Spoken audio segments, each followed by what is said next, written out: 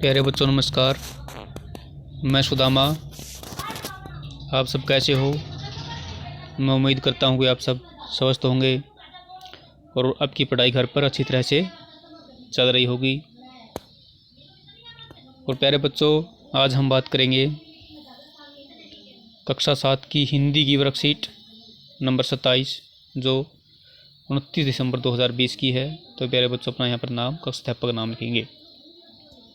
ये जो वर्कशीट संज्ञा जो टॉपिक है उसके ऊपर बनाई गई है, जो उपविषय संज्ञा है इसका। देखो, सुभद्रा ने सुहास को पढ़ाया। किसने? सुभद्रा ने सुहास को पढ़ाया। मुंबई में ईडन गार्डन नहीं है। महाभारत की रचना वेद व्यास ने की थी। बचपन की तरह की नादानी अब बुढ़ापे में कहाँ रह गई। कक्षा में सभी विद्यार्थी झुंड बनाकर खड़े थे। इन वाक्य मुंबई, ईडन गार्डन, महाभारत, सुभद्रा, सुहास, वेद व्यास आदि विशेष स्थान, पुस्तक अथवा व्यक्ति के नाम हैं।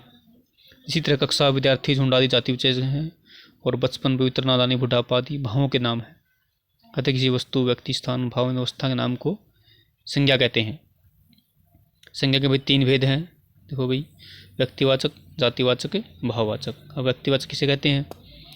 वे संज्ञा शब्द जो किसी विशेष वस्तु, व्यक्ति अथवा स्थान के नाम को बोध कराते हैं उसे व्यक्तिवाचक संज्ञा कहते हैं। ताजमहल आगरा में है, कल्पना चावला कोलंबिया में थी। नंबर 2 है जातिवाचक संज्ञा। वे संज्ञा शब्द जो किसी जाति का बोध कराते हैं उन्हें जातिवाचक संज्ञा कहते हैं। आज का युवक भाई सभी जो जितने भारत के युवक उनकी बारे में बताता है। कल का नेता है। शेर, भेड़ और भैंस की भांति झुंड में नहीं रहता। शेर है भाई, यह कौम आएगा। भेड़ और भैंस की भांति झुंड में नहीं रहता। शिक्षक ने छात्रों का सम्मान किया। भाववाचक। वे संज्ञा शब्द जो किसी अवस्था अथवा भाव का बोध कराते हैं भाववाचक संज्ञा कहलाते हैं। क्रोध मनुष्य शत्रु है। बचपन में गांधी जी बड़े शर्मीले बालक थे। उगते सूर्य की लालिमा देखो। अब देखो भाई आगे, अब हम देखते हैं कि हमने क्या सीखा और समझा। रेखांकित संज्ञा के भेद की पहचान कर नाम लिखिए भाई। देखो भाई, समझो ध्यान से। ये क्या है भाई? रेखांकित एवरेस्ट नेपाल की सीमा में है। एवरेस्ट एक का नाम है भाई।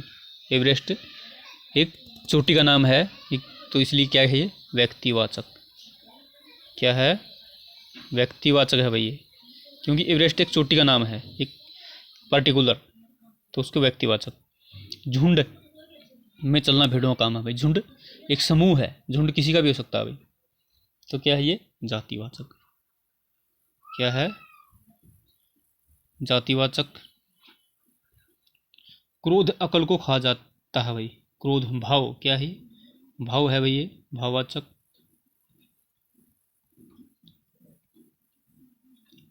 और नंबर 4 है भाई, नारी की दशा से देश का दृष्टिकोण पता चलता है। नारी क्या है भाई? ये जातिवाचक। क्या है? जाति। नारी पूरी भारत की नारी के बारे में बात है भाई, किसी एक का नाम नहीं है ये। जातिवाचक। आगे भी ताजमहल के चबूतरे की लंबाई चौड़ाई के बराबर है। क्या भाई? लंबाई चौड़ाई भाव है ये। क्या है ये? भाव। लंबाई का, चौड़ाई का क्या होगी ये? भाववाचक। दशावस्था के बारे में बताते हैं भाई ये, इसलिए भाववाचक। लाल किला।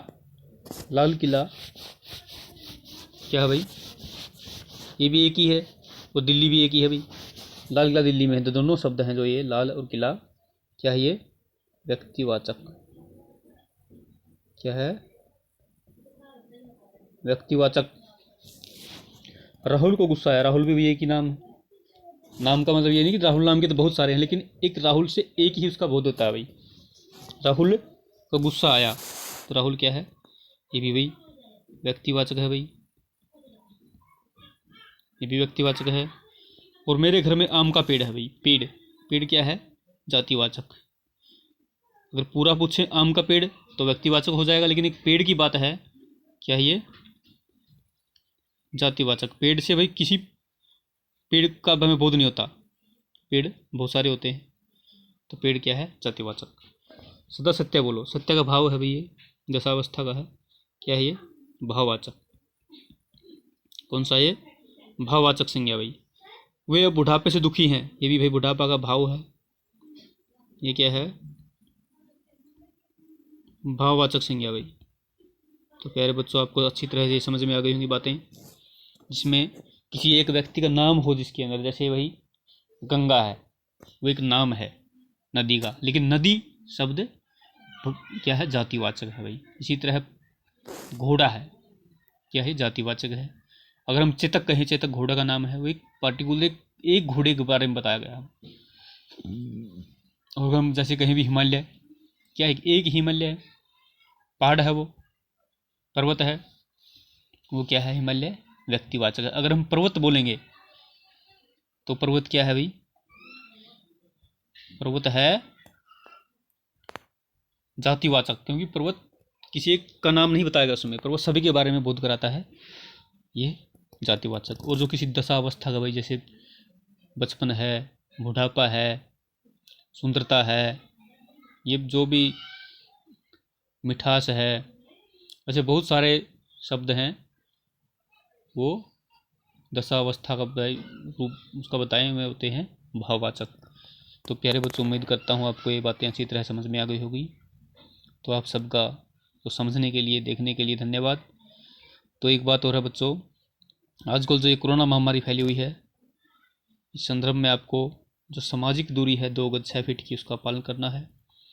और घर से बाहर जाते समय मास्क बहुत ज़रूरी है लगा कर जाना। ये मास्क का ध्यान रखें, उसको अपनी आदत बना लें, जब तक ये बीमारी ना जाए उसको एक अपनी परमानेंट हैबिट बनाए अपनी। तो प्यारे बच्चों, आप सबका धन्यवाद।